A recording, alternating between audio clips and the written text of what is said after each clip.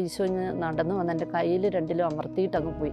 അപ്പം തിരിച്ചു പോകുന്ന സമയത്ത് എൻ്റെ കയ്യിൽ നിന്ന് 2 ആണിപ്പാടിൻ്റെ രൂപം ഉള്ളംകൈയിൽ വരികയും ഭയങ്കരമായ വേദന അനുഭവപ്പെടുകയും ചെയ്തു. എല്ലാവരും സ്തുതിക്കുന്ന സമയത്ത് ഞാനും കൈ ഉയർത്തി ഭയങ്കരമായിട്ട് സ്തുതിക്കുകയാണ്. സ്തുതിക്കുന്ന സമയത്ത് എൻ്റെ മേത്തേക്ക് ഒരു ഷോക്ക് അടിക്കുന്ന അനുഭവം ഉണ്ടാകുകയും കയ്യിൽ നിന്നൊരു പ്രകാശം പോകുന്നതായിട്ട് എനിക്ക് അനുഭവപ്പെട്ടു. ഞാൻ അവനെ പിടിച്ചിരുത്തി വീൽ ചെയറിലിരുത്തി ബാത്റൂമിൽ കൊണ്ടുപോകും. ബാത്റൂമിൽ കൊണ്ടുപോയിട്ട് അവനെ കുളിപ്പിച്ചു. ഞാൻ എന്നും വിശ്വസിക്കുന്നത് അത് എൻ്റെ ഈശോയായിരുന്നു എന്നാണ്.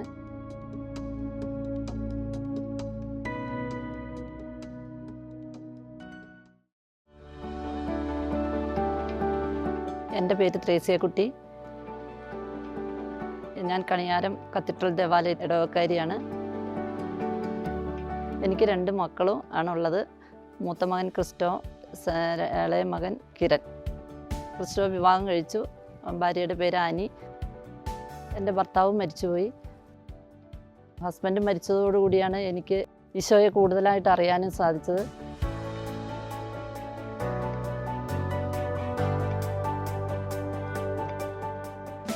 ജീവിത പങ്കാളി മരിച്ചതിന് എല്ലാവരും പോയതിന് ശേഷം ഞാൻ ഒറ്റയ്ക്കായെന്നൊരു തോന്നൽ എനിക്കുണ്ടാകുകയും വളരെ വിഷമത്തോടു കൂടി ഞാനിങ്ങനെ മക്കളെയും കൂട്ടി ഇങ്ങനെ വിഷമിച്ച് നടക്കുന്ന അവസരത്തിൽ കൂട്ടുകാരി മേരി എന്ന് പറയും, അവളാണ് എന്നെ പി ഒ ഭവനിലേക്ക് കൂട്ടിക്കൊണ്ട് വന്നത്. നീ ഇങ്ങോട്ട് വാ, ഈശോയുടെ സന്നിധാനത്ത് പോയിരിക്കും, നിൻ്റെ വിഷമങ്ങളൊക്കെ മാറും എന്ന് പറഞ്ഞ് അവളാണ് എന്നെ കൂട്ടിക്കൊണ്ട്. ഞങ്ങൾ ഒരുമിച്ച് പഠിച്ചതാണ് ഡിഗ്രിക്ക്. അവിടെ ഇരുന്ന് ഞാൻ എല്ലാ വ്യാഴാഴ്ചകളിലും പ്രാർത്ഥിക്കാൻ തുടങ്ങി. ചേട്ടന് മോട്ടോന്യൂറോ ഡിസീസ് എന്ന് പറയുന്ന വലിയൊരു രോഗമാണ് വന്നത്. ഞാനും ചേട്ടനും കൂടെ മക്കിയാട് ധ്യാന കേന്ദ്രത്തിൽ ഒരു ധ്യാനം കൂടാൻ വേണ്ടി പോയി. ഞങ്ങൾ ധ്യാനം കൂടിക്കൊണ്ടിരിക്കുന്ന സമയത്ത് ഇപ്പോൾ എല്ലാവരും കൈ വിരിച്ച് നിന്നുകൊണ്ട് ഭയങ്കര പ്രാർത്ഥിക്കുന്നുണ്ട്. പക്ഷേ എനിക്ക് അതിനൊന്നും പറ്റുന്നില്ല. എൻ്റെ കണ്ണിൽ നിന്നിങ്ങനെ ധാരധാരയായിട്ട് കണ്ണീരിങ്ങനെ വന്നുകൊണ്ടിരിക്കുകയാണ്. അപ്പോൾ എൻ്റെ ഈശോയോട് ഞാൻ പറഞ്ഞു, ഈശോയെ എൻ്റെ ചേട്ടൻ്റെ അസുഖമെല്ലാം ഒന്ന് മാറ്റി തരണേ, എനിക്ക് തിരിച്ചു തരണം എൻ്റെ ചേട്ടനെ എന്ന് പറഞ്ഞ് ഞാനിങ്ങനെ പ്രാർത്ഥിച്ചുകൊണ്ടിരിക്കുമ്പോൾ ഈശോ നടന്നു വന്ന് എൻ്റെ കയ്യിൽ രണ്ടിലും അമർത്തിയിട്ട് അങ്ങ് പോയി. അപ്പം തിരിച്ചു പോകുന്ന സമയത്ത് എൻ്റെ കയ്യിൽ നിന്ന് 2 ആണിപ്പാടിൻ്റെ രൂപം കയ്യിൻ്റെ ഉള്ളംകൈയിൽ വരികയും ഭയങ്കരമായ തീവ്രമായ വേദന അനുഭവപ്പെടുകയും ചെയ്തു. ഞാൻ ധ്യാനം കൂടിയിട്ടുണ്ടെങ്കിൽ ഇങ്ങനെ ഒരു അനുഭവം എനിക്ക് ആദ്യമായിട്ടാണ് ഉണ്ടാകുന്നത്.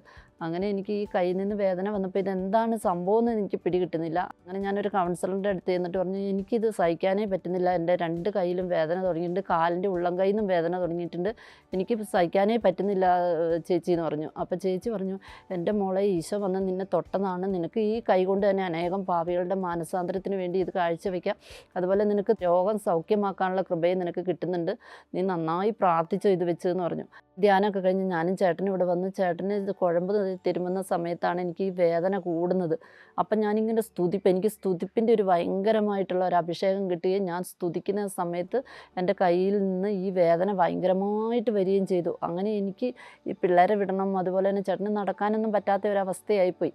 അപ്പോൾ അങ്ങനെ ചേട്ടനെ കുളിപ്പിച്ചെല്ലാം റെഡിയാക്കി ഒരുക്കിയൊക്കെ വിടുന്ന അവസ്ഥയിലാണ്. അപ്പോൾ അങ്ങനെയൊക്കെ ചെയ്യുന്ന സമയത്ത് എനിക്ക് ഈ വേദനയും കൂടെ സഹിക്കാൻ പറ്റാത്ത അവസ്ഥയായതുകൊണ്ട് ഞാൻ പറഞ്ഞു, ചേട്ടാ എനിക്കൊന്ന് ബേബി മെമ്മോറിയൽ പോകണം, എനിക്കും ഇനി ചേട്ടനെ പോലെ ന്യൂറോയുടെ സംബന്ധമായിട്ടുള്ള എന്തെങ്കിലും പ്രശ്നങ്ങളാണോ, നമുക്കൊന്ന് പോയി നോക്കാമെന്ന് പറഞ്ഞ് ഞാൻ ബേബി മെമ്മോറിയലിലൊക്കെ പോയി ന്യൂറോയുടെ എല്ലാ ടെസ്റ്റുകളും ഒക്കെ ചെയ്തു. പക്ഷേ അതിലൊന്നും ഒരു കുഴപ്പം കാണുന്നില്ല.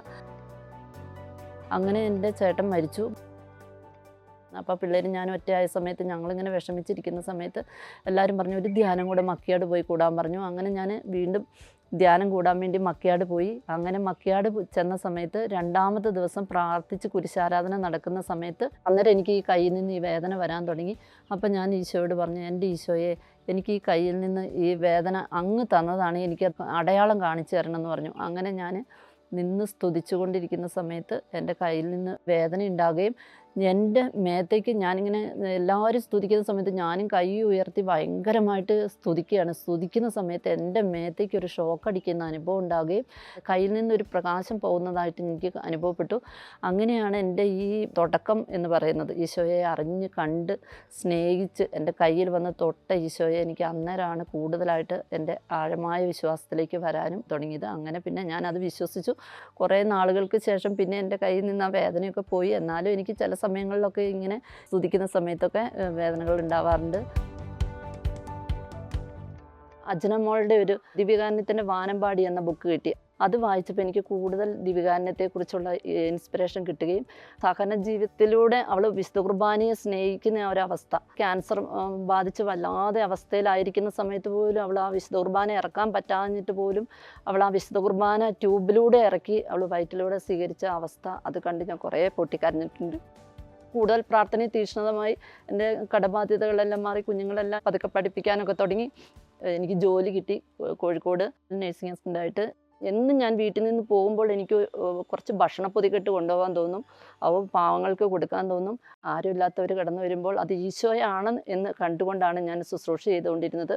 കൂടുതലായിട്ട് എനിക്ക് ഈശോയെ സ്നേഹിക്കാൻ വിശുദ്ധ കുർബാനയിലാണ് എനിക്ക് പറ്റുന്നത്. ഒറ്റ ദിവസം പോലും എനിക്ക് വിശുദ്ധ കുർബാന മുടങ്ങാൻ പറ്റുന്നില്ല.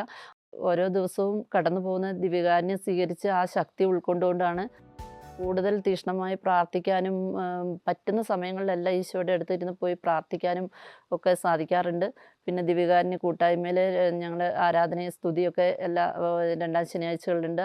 ആ സമയങ്ങളിലെല്ലാം പോയി പ്രാർത്ഥിക്കാനൊക്കെ ഉള്ളൊരു കൃപ ഈശോ തന്നിട്ടുണ്ട്.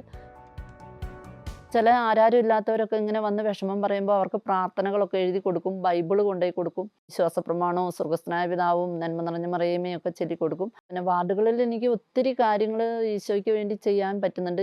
തെരുവിൽ ശുശ്രൂഷ ചെയ്യാൻ വേണ്ടി ദിവികാരുണ്യ കൂട്ടായ്മയുടെ ഒപ്പം പോകാറുണ്ട്. അതുപോലെ തന്നെ ഹോം ഓഫ് ലവിൽ ഞാൻ വൃദ്ധരായ ജനങ്ങളെ കക്കൂസ് കഴുകുകയും അവരെ കുളിപ്പിക്കാനും ഒക്കെ ഞാൻ ഹോം ഓഫ് ലവിലും പോകാറുണ്ട്. മത്തായി 25:35 എനിക്ക് വിശന്നു, എനിക്ക് ഭക്ഷണം തന്നു, ഞാൻ രോഗിയായിരുന്നു, നിങ്ങൾ എന്നെ സന്ദർശിച്ചു, ഞാൻ നഗ്നനായിരുന്നു, നിങ്ങൾ എന്നെ ഉടുപ്പിച്ചു, ഞാൻ പരദേശിയായിരുന്നു, നിങ്ങൾ എന്നെ സ്വീകരിച്ചു, ഞാൻ കാരാഗൃഹത്തിലായിരുന്നു, നിങ്ങൾ എന്നെ സന്ദർശിച്ചു. ഈ വചനം എന്നെ വളരെയധികം അടുപ്പിച്ചു ഈശോയിലേക്ക്. പിന്നെ കൂടാതെ എനിക്ക് എൻ്റെ ഈ ഏറ്റവും എളിയ സഹോദരന്മാരിൽ ഒരുവൻ ഇതെല്ലാം ചെയ്തു കൊടുക്കുമ്പോൾ എനിക്ക് തന്നെയാണ് ചെയ്തു തന്നതെന്ന് ഈശോ പറയുന്നുണ്ട്. ഞാനൊരു മുരുകനെ കണ്ടുമുട്ടി. അപ്പോൾ അവന് ഹൈ TB ആയിരുന്നു. അപ്പോൾ ഇവന് ഭക്ഷണം ഇല്ലാതെ വല്ലാതെ വിഷമിച്ചിരിക്കുകയായിരുന്നു. അപ്പം ഞാൻ ക്യാൻറ്റീനിൽ പോയി കഞ്ഞി മേടിച്ചു കൊണ്ടുപോയി അവനെ കുടിപ്പിച്ചു. പിറ്റേ ദിവസം രാവിലെ ഞാൻ കഞ്ഞി വാങ്ങിച്ചു കൊടുത്ത് കുടിപ്പിക്കും. അവൻ്റെ അടുത്തേക്ക് തന്നെ പോകാൻ പറ്റില്ല, അത്രയ്ക്കും ഹൈ TB ആയിരുന്നു ഉണ്ടായിരുന്നത്. എനിക്കതൊരു പേടിയായിട്ടോ അറപ്പായിട്ടോ വെറുപ്പായിട്ടോ ഒന്നും തോന്നിയിട്ടില്ല. എന്നിട്ട് ഞാൻ അവനെ പിടിച്ചിരുത്തി വീൽ ചെയറിലിരുത്തി ബാത്റൂമിൽ കൊണ്ടുപോകും. ബാത്റൂമിൽ കൊണ്ടുപോയിട്ട് അവനെ കുളിപ്പിച്ചതിന് ശേഷം പിന്നെ പുതിയ ഡ്രസ്സൊക്കെ വാങ്ങിച്ച് ഉടുപ്പിച്ച് ഞാൻ കട്ടിലേക്ക് കൊണ്ടിരുത്തി. അപ്പോൾ മുരുകനന്ന് വളരെ സന്തോഷമാവുകയും പിന്നീട് അവൻ മരിച്ചു പോവുകയും ചെയ്തു. ഞാൻ ഇന്നും വിശ്വസിക്കുന്നത് അത് എൻ്റെ ഈശോയായിരുന്നു എന്നാണ്. ഈശോയെ കണ്ടുകൊണ്ടാണ് ഞാൻ അവർക്ക് വേണ്ടി ശുശ്രൂഷ ചെയ്യുന്നത്. വിശുദ്ധ കുർബാന സ്വീകരിച്ചതിന് ശേഷം എനിക്ക് മറ്റുള്ളവരിൽ ഈശോയെ കണ്ടുകൊണ്ട് അറപ്പോ വെറുപ്പോ ഇല്ലാതെ ചെയ്യാനുള്ള ഒരു ശക്തി ഈശോ എനിക്ക് തരുന്നുണ്ട്. ഈശോയെ കൂടുതൽ അറിയാൻ തുടങ്ങിയപ്പോൾ തൊട്ട് എൻ്റെ ശരീരത്തിൽ കടന്നു പോകാത്ത രോഗങ്ങളില്ല. എനിക്ക് മഞ്ഞപ്പിത്തമായിട്ടും ചിക്കൻ ബോക്സ്, ഡെങ്കിപ്പനി ഇങ്ങനെ വലിയ വലിയ മാരക രോഗങ്ങളെല്ലാം എൻ്റെ ശരീരത്തിൽ കൂടി കടന്നു പോയതാണ്. എൻ്റെ കാല് പൊള്ളി, ഇപ്പം അടുത്ത് ഡിസ്ക് ബൾജായി 4.5 മാസം കിടന്ന കിടപ്പിലായിപ്പോയി. അതിൽ നിന്നൊക്കെ ഈശോ എന്നെ എഴുന്നേൽപ്പിച്ചു. എൻ്റെ സഹനം എല്ലാം ഞാൻ ഈശോയ്ക്കും അതുപോലെ തന്നെ അൽമായർക്കും യുവജനങ്ങൾക്കൊക്കെ വേണ്ടിയിട്ടാണ് ഞാൻ കാഴ്ചവെക്കുന്നത്. നമ്മളൊരു തിരിയായി നമ്മൾ ഈശോയ്ക്ക് വേണ്ടി ഉരുകി തീരണം. ഈശോയെ എവിടെയൊക്കെ കൊടുക്കാൻ പറ്റുമോ അവിടെയെല്ലാം ഈശോയെ കൊടുക്കണം നമുക്ക്. അതാണ് നമ്മുടെ ഏറ്റവും വലിയ ദൗത്യം.